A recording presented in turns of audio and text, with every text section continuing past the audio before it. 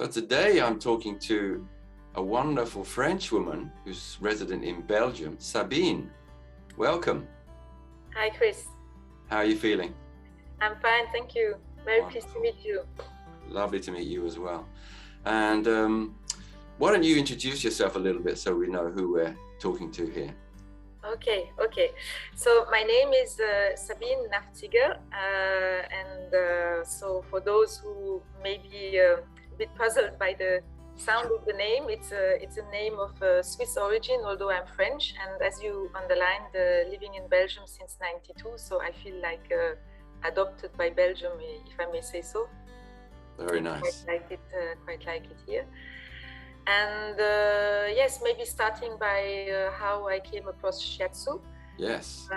It was, we like to say a random issue, but nothing is at random in life, right? So I guess it was at a point in my professional life and private life where I really felt I needed some change, and I said, okay, where can I start from to improve my personal life, the way I am here on this earth, etc. I said, there is something I could do about touch, touching, le toucher. And so I just went on the internet and I typed some words like massage, touching, etc. And I came across open doors at the École Européenne de Massage, which at the time was led by Yvan Bell. And he gave this introduction about shiatsu. So beforehand I read a couple of things about shiatsu, which I didn't know at all. And I thought, this is interesting. Based on Chinese traditional medicines, it sounds something really sound, ancient, lots of tradition, has been proved and proved again against experience and stuff like that.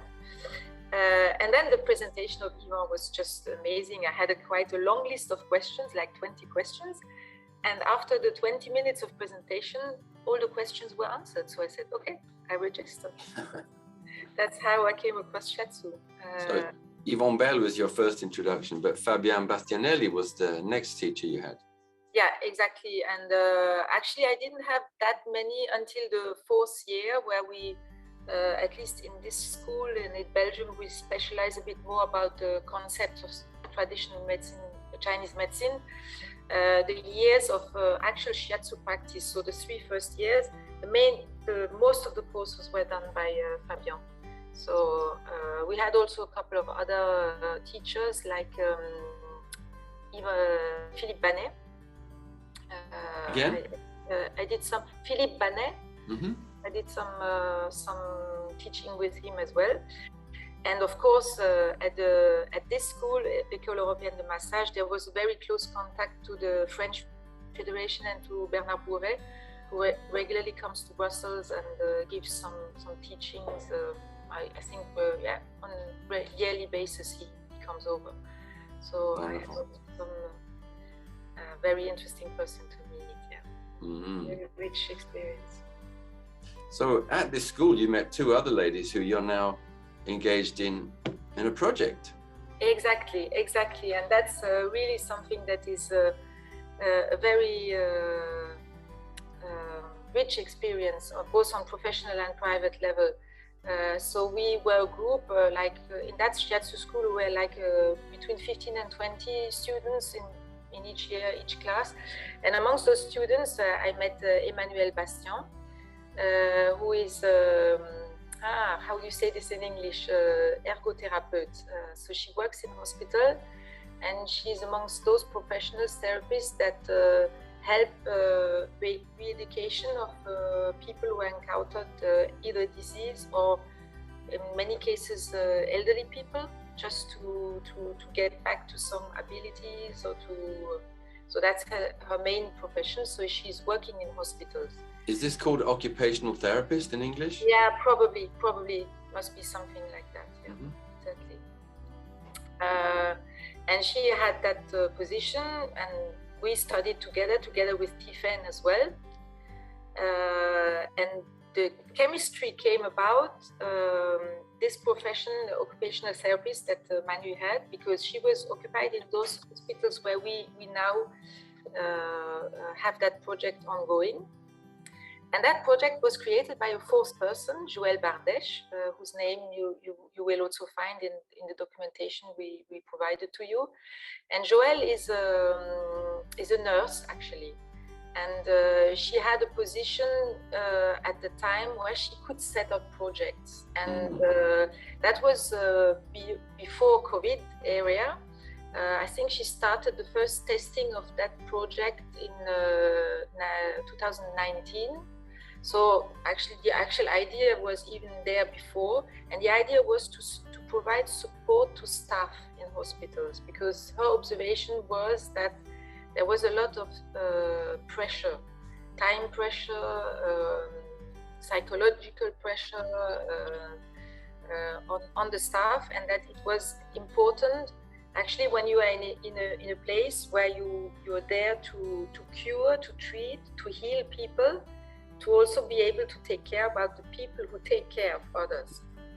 That this principle of mirroring effect, you know, that you learn by having actual examples in front of you, is the most powerful, is something to explore. And she had that idea, which she proposed in the internal process of the hospital, to actually set up something for the staff. And staff means staff across the board. So whether it's administrative position, nursing, doctors, or even people taking care of the logistics, cleaning the rooms, etc. So everybody working in those premises can have access to the project. And the project was to actually, through a short massage, initially they tested two ways, short massage or long massage. So short meaning around 15 to 20 minutes. Actually, in concrete life now, it's 20 minutes, because 15 is really, really short, you know. Very. It's a challenge, and it's not really feasible on the long run. So we are around about the 20 minutes, sometimes 25 when there are difficulties, the person is in a difficult situation. But they tested two options, short massage and long massage, long meaning about an hour, like we usually give our service to people. And it's just that in the professional context, that didn't go down as well, because it's more difficult for people to get people to switch their mindset and to accept to have something for themselves when it's short and when it's long. So at the end, that's the option that was retained for moving from the first pilot to testing at a larger scale, and then having it set as an indefinite project now. That's the place where we are now. From the board of the hospitals, it has been accepted, so it's renewed every year, because like every public places like this, they function with annual budgets. So it's renewed every year based on the budget, whether there is sufficient budget to have to keep the project running. But on a matter of principle, it's indefinite, because they found that the investment done for their workers is really, it's a very good value for money thing, actually. And, that's an interesting tool to use, isn't it? Yeah, and it goes down very well, because you have that aspect to consider in places like hospitals. And the other aspect is, if you are the employer, what you want is to provide something that potentially interests everybody, which we know will never be the case, because people are very diverse.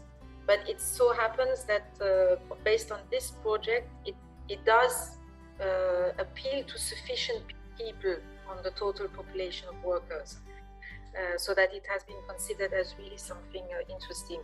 And the reason for that is that so we started, the first pilot started in 2019, and we are now at the first quarter of 2022. So it has been implemented really across 2 full years. And what happens is that you see that as we move along and the project gets known across the workers, more and more people are interested. You know, at the beginning, you have the impression people say, no, I don't want this at the workplace. No, I'm busy. I have many other things to do. And as you move along, you see that people get more into it, and they settle into. They say, okay, there's that many people who say yes, so maybe I can say yes also. It's not bad. I can still continue to be a good worker and do my work properly and give some minutes to myself and taking care of myself. So it's also a change of mindset that comes in very slowly, and I think we're not at the end of that process. So that's one of the aspects that makes the project really exciting and really fascinating for us as well. Couple more questions about this, because you mentioned money there. Now, are you volunteering or are you actually getting paid for this work? No, we are paid. We are paid for that work, and we are paid the equivalent salary of a physiotherapist. So same. So to give you an idea, because I think giving a figure doesn't mean much, but knowing that it's the same type of salary that because physiotherapists are usually also independent.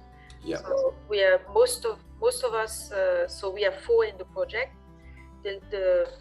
If we may say, the initiator and leader or coordinator of the project, which is Joëlle Bardesh now, she is an employee, so she has a status of an employee. But Tiffany and myself, we are self-employed. So we get a contract, a yearly contract for a certain number of hours. So the project is defined for that year, and then it can be changed. It can be scaled down or scaled up. That's possible. Incredible clarity you present this with, Sabine. It's wonderful. So how many hours a week or how many days per week? What's the logistics look like? So it depends. I think it's the most pertinent is to present it, maybe also the structure. So we work in a consortium of 4 hospitals. So it's actually, to be very precise, it's 3 hospitals, meaning that patients stay overnight in there as well. And the 4th is a place where you come only for consulting. So do you call that a clinic in English? Or? Yeah. Yeah, a clinic. Okay. So we go in the four places, but because the number of workers in each spot is not the same, in that clinic we go one day per month. In the 3 other premises we go 3 days per month. Oh, okay. Okay, so that's the configuration of the project. So for a period of time we were 3 to actually provide the massage to workers. So it meant that we had more or less 3 days per month of work as a total, depending, not necessarily in the same hospital. So that's about the configuration for the moment. And I think there is a potential to scale it up, because as the demand grows, for the reason that I explained before, there may be other people coming into the project as well. That sounds very promising. And you have a beautiful name for the project, right? Yes. So the 2 first ladies who worked in the project, one of them, Fabienne, is not there anymore, and she actually found the name and she called it Serenity. Serenity. Yeah, exactly. It comes across very well. People, it's a good catchword. People know, even workers who haven't benefited from it, they know the name, and people talk about it in that way. It's interesting. Yeah. So there's an energy attached to the name as well. Yeah, exactly. That's important, isn't it? Yeah. And I think what, for our purposes, is also interesting to know is that initially, when the project was a pilot in 2019, the 2 ladies who led that project, Joëlle Bardesh and Fabienne, whose surname I don't know actually, they were not trained as shiatsu practitioners. So their practice was different. And when we were hired, actually, when Joëlle, so for reasons I don't know either, I think it was the end of her professional career, Fabienne left the project. So Joëlle started to recruit people, and the recruitment was first internal to hospitals. So no one from the outside would have any information about the project, right? And that's the interesting thing. That's the reason why I mentioned that Emmanuelle was actually an occupational therapist in those hospitals. That's how she saw the advertisement. Yes. And she did the first interview, and she was actually recruited. And it was important in the mind of Joël to give priority to workers at hospitals, so physiotherapists or whoever who were interested in taking on and working in that project. And she didn't find really people who had the profile that responded to all her requests. That's how she discussed with Manu and said, do you know some other people? And that's how myself and Tiffen came in. And I think one of the aspects of the success of the project is also the fact that we as a team know each other and have been trained with the same technique. And that's how shiatsu came into the project. Because that's when we were recruited, what we explained we were interested in. At the time, Emmanuelle, Tiffen and myself were actually working together to try to elaborate a project and provide services to institutions, and not necessarily hospitals. There are also institutions here in Belgium that take care of people who have low income. And our idea, we had some contacts with, it's called CPRS.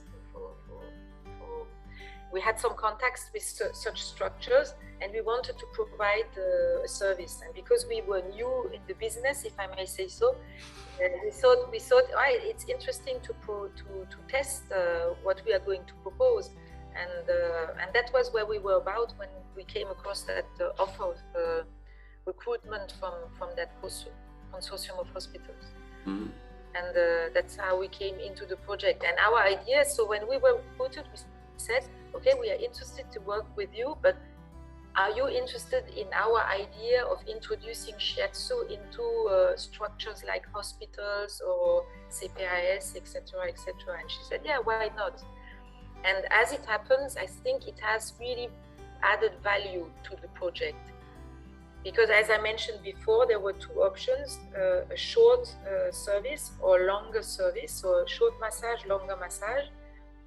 And I am personally convinced, and I think the figures that we brought together, because we asked some questions to people who received the massage, actually sustain that belief, is that the fact that we introduced the shiatsu technique in that offer of 15-20 minutes of massage really increases the effect, because we go deep into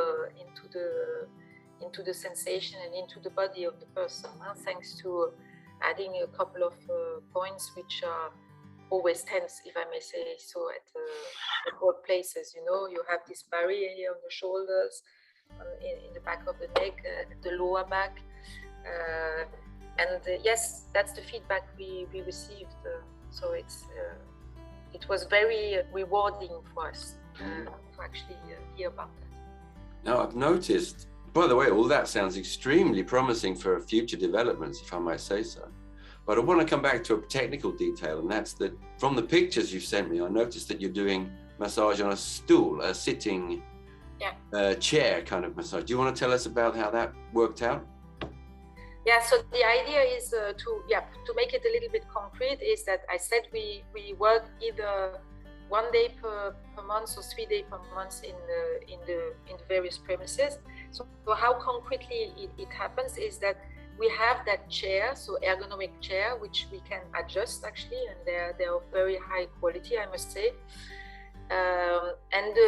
What we do, we have a kind of a trolley. We put that chair on, and we have all our material, you know, the papers, the disinfectant, how you say that? Disinfectant, etc., etc. Everything we need, we have everything on that trolley, and we move across the hospital and offer our service to the different departments.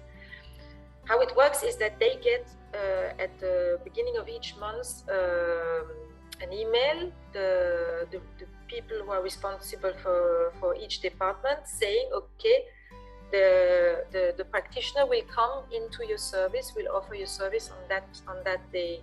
And then either it works or it doesn't work, meaning either the staff has the time on that very moment when we appear in the service, or they don't. And as we move along into the project, we get to know the hospital, the premises, the people who are responsible for the different departments. We chat with those people, we get to know them. What's the best time on the day for us to come along? Is there a specific day in the week which is better than another, etc.? So there's a kind of knowledge that is built up. And concretely, what they need to do is to find us a spot in those premises, in their department, where we can put that chair down, where we are not, where there is a minimum of calm, that you don't hear too many sounds, etc. We come along also with some music. We have that on our cell phones. We put some light background music, and the introduction is really to have a quick chat with the person and ask her name, details, because we need also to fill in a register, so that we can have statistics about how many people we have been treating, which type of people, what profession, in order to identify whether the project is really running smooth for all of the workers, etc. And then we ask what's the situation for the person at that moment in her life, on a scale of 0 to 10, how she feels, without going into any specific detail at the moment. That's the only question we ask, and then from there we build, so we know a little bit what's going on, you know, because we have only 15 minutes of touch.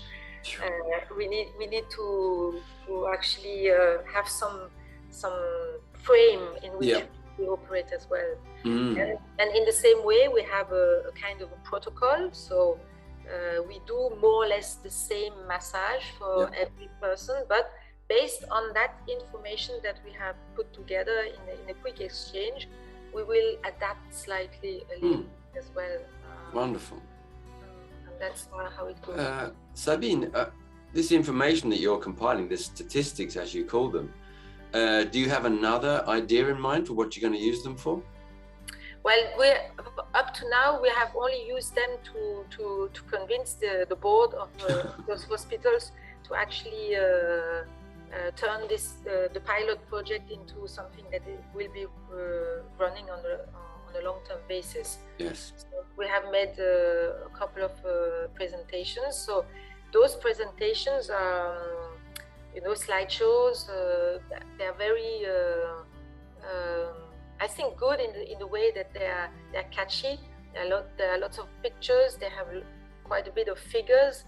And they speak to everyone, because board people are not technical people. You have every type of profession. You have directors who are responsible for nursing, etc., but also finances, communication. So it's something we could use potentially to work. I think with federations like yours. Be it at European level or national level, if there is interest of having information based on experience, and also to introduce projects into other premises and have basis of do's and don'ts, what we have learned throughout the project. Yeah, those are precisely some of the markers that we're looking to generate, in fact. And one of the reasons for this whole project, Shiatsu Resources Worldwide, is to share exactly that kind of information. This worked, this didn't work so well. This was good, this wasn't so good. These people responded, these people didn't respond. 15, 20 minutes was good, 1 hour was not so good, etc. These kind of things are probably applicable over a very wide field, I imagine. Yeah, I think, and then you probably need to adapt them if you go to other type of places than hospitals as such. But I think it's that there are always aspects you can bring along, and you can maybe avoid some pitfalls, you know, in which we have been spending time to understand, okay, how does it work here? Yeah, there's also a sense of rhythm in these working places, right? And you need to find the rhythm that works and fits best with the existing rhythm. Yeah, exactly. And also the structure, you have to go into the structure inside to see how I always say the dominoes fall. Yeah. You know? There is a specific way you actually bring projects along in and what we learned, for instance, as well, is that as I mentioned, Tiffany and myself, we are independent workers, so we provide we have a contract on a yearly basis, and in that contract we can have changes, that's all explained. But what is really important is that in such a project you have at least one person that is a permanent worker in the structure, because you need to have an inside information, because if not, you are disconnected from the way it works. If you only come to the premises to do your job for which you have the contract, you don't have that space where you knock on the doors of people and you say, I have some questions, do you have time now? We don't have time to do that. So, but if you work in the hospital like Joël does, and like Emmanuel has done for a period of time, then you have another type of contact, and that's fundamental. Without that, I think it's impossible. There's also the question of culture, isn't there? The sharing the culture of the place you're attempting to liaise with and work with. Yeah, exactly. And I must say also, Joël would be a better person to explain that, but you need to be, you know, like a dog on the bone, is that when you have this idea to develop your project, you need to hold on very tight. And you need to be able to overcome lots and lots of obstacles, which seem really, really tough, which are actually only about what you mentioned, the culture of the place and the feeling of people, you know, the egos of people. Also, you know, that's very, very important, is that a lot is possible if you have the steadiness to keep on your focus and your objective. There's a beautiful word in English to describe what you're saying. It's called perseverance. Yes, exactly. It's the word that the I Ching uses, the Book of Transformation. If you have perseverance, many things that seem impossible become possible. Exactly.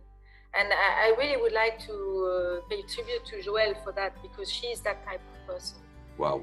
And she has really a very, very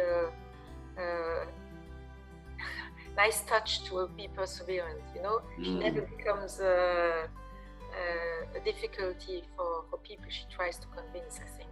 That's a great skill, isn't it? It's a brilliant skill. Wow.